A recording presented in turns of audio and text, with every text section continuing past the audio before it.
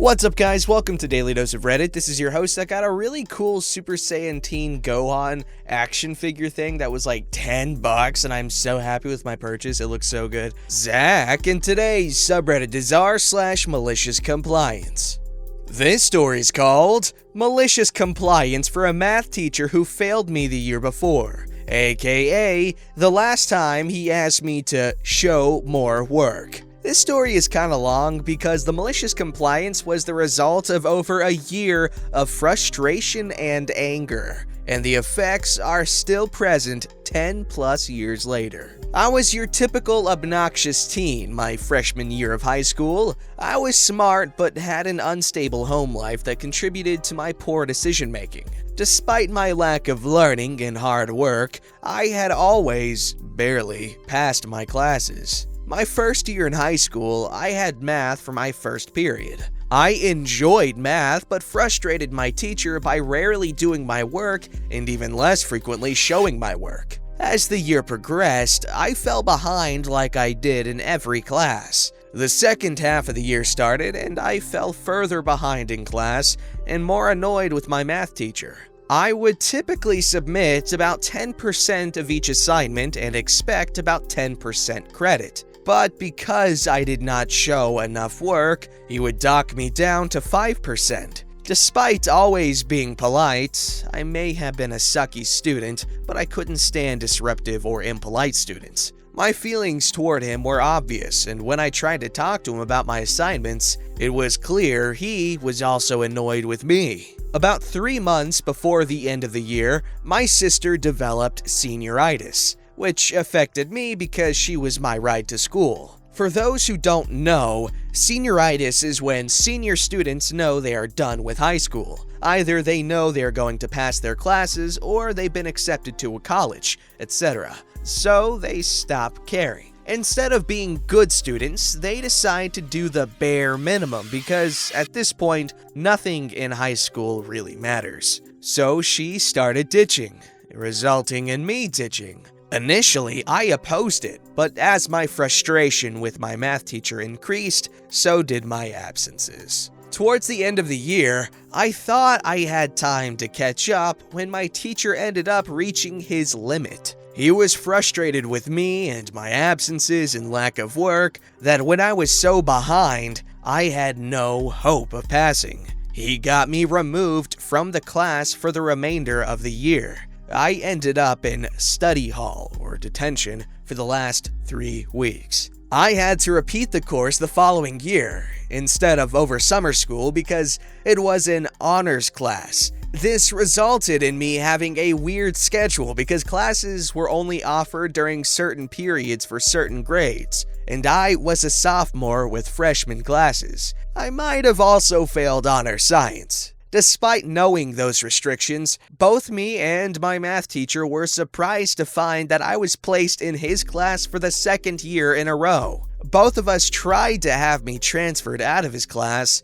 but for me to graduate on time, there were no other options. The humiliation of my previous year was enough to make me incredibly motivated. I was determined to do well enough that even if he hated me, he could not have me removed again. I made sure to do every problem for every assignment and turned them in on time. Despite all my effort, my grades were mediocre. My teacher only gave 1 point for the correct answer, but typically 5 to 7 points for work, and he marked me down all the time. I talked to him, argued that I showed enough work for him to follow, but no matter what I tried, all he would do was tell me to show more work.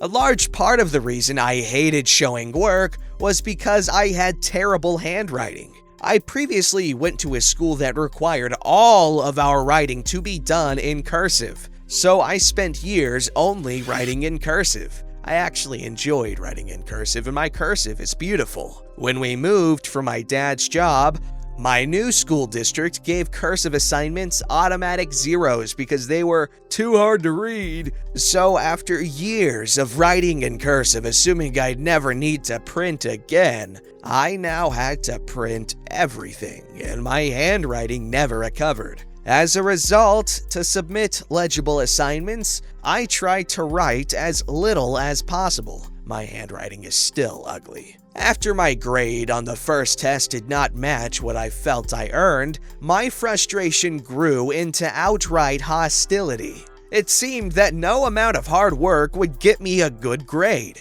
I finally decided that if I was gonna be miserable, I would make my teacher miserable too. After trying to spare him the atrocity that was my handwriting, I finally decided to comply. If he wanted to see more of my work, I would show him all the work. No more would I need to remove confusing and ugly work. No longer would I erase incorrect attempts scribbled across the page because my handwriting was so bad I couldn't write straight. No longer would I rewrite only the relevant work in easy-to-follow columns. I would write so much work, it would be obscene. I started writing out every single possible step, one by one with labels. If I messed up, I would leave it and rewrite it somewhere else. On every worksheet, I would run out of the allotted room and cram my remaining work into the margins because he did not believe in scrap paper. My assignments went from a few formulas and legible bits of work to cluttered nightmares. Every bit of white space was filled, often spilling onto the back of the paper because there was not any room left.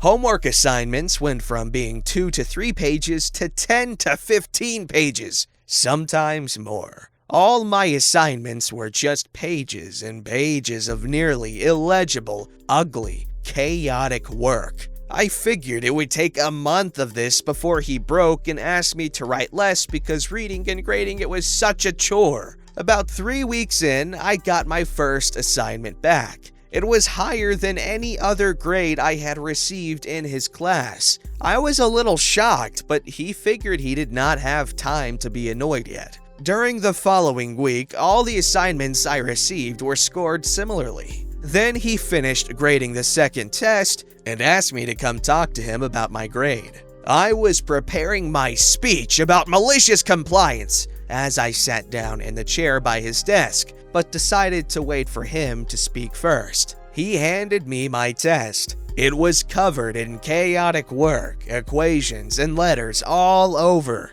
At the top was 100%. I was stunned into silence. I had never gotten a perfect score on a real test before. My teacher began to talk to me about how impressed he had been with my work lately. He pointed out how even though my work was chaotic, it showed my thought process. He also pointed out some of the times where I caught my own mistakes mid-problem and corrected myself, and how on previous assignments, I had been doing the same thing. He talked about how before, I wrote so little that I typically never recovered once I made a mistake. He told me this is why he did not allow scrap paper. He wanted us to be able to see our mistakes and work as we progressed through our problems. I sat in the chair in shock. I had sat in that chair many times previously, typically to try and debate with him over my scores. I also sat in that chair when he told me half a year prior that I had no hope for passing his class. I sat in the chair of someone I had despised for over a year as he complimented me and told me that he always knew I was capable, and he struggled to watch me fail. He talked about how happy he was to see my progress and basically that he knew I would do well once I stopped making stupid mistakes. I wrote down all the steps to annoy my teacher and prove him wrong, and learned instead that I was being a bad student. I learned it is easy to make a simple mistake that can lead to the wrong answer. But when you see your work, it helps you think clearly and catch simple mistakes. By the end of the year, I had one of the highest grades in the class. Home life was still crap. And when we did group work, many people wanted to work with me. The math teacher and I became friends. I learned he lived in my neighborhood and would visit him sometimes when I came back to town years later, and he ended up as my favorite teacher of all time. I'm in my last semester of college. Took 10 years because life is crazy, and after this semester, I will graduate as an engineer. I have used this lesson every day for every assignment, and would never have made it had I not tried to punish my teacher with malicious compliance. Wow, that was actually unexpectedly wholesome. That was a really creative way to tell the story. Like, OP took us through their mindset throughout the 2 years that he was in that class, and that was really good because it just caused us to not be able to predict the outcome. And it just goes to show that not everyone is out to get you. Some people really, really want you to do better, so that's why they're hard on you. And it's really nice to see people having a lasting relationship with their teacher, because as you know, I'm a big fan of teachers. This story's called, Mom Told Me to Leave, So I Did. Law enforcement got involved and she lost everything. Wow. This happened when I was 15. My mom was, let's be real, she probably still is, a mentally, emotionally, and physically bad person, narcissist. Some highlights are when she was teaching my twin sister and I to read at the age of 4 or so. It was around 2 a.m. and my sister was having trouble learning, so my mother's solution was to beat her with a sandal every time she got a flashcard wrong. Same thing happened when my mother had me transcribe an essay she had written to my handwriting when I was 7. Every time I started a letter from the wrong position, like starting a capital M from the bottom line, she would beat me with one of her Birkenstocks. This too happened later at night, so when I got too delirious from the exhaustion and pain, she would drag me by the neck and literally throw me into a cold shower to wake me up so we could more easily continue the waking nightmare. When I was 13, I told her I wanted to live with my dad. They were divorced, and she told me she didn't care what I did after I turned 18. I later figured out that this was because the child support stopped at 18. Anywho, fast forward to age 15.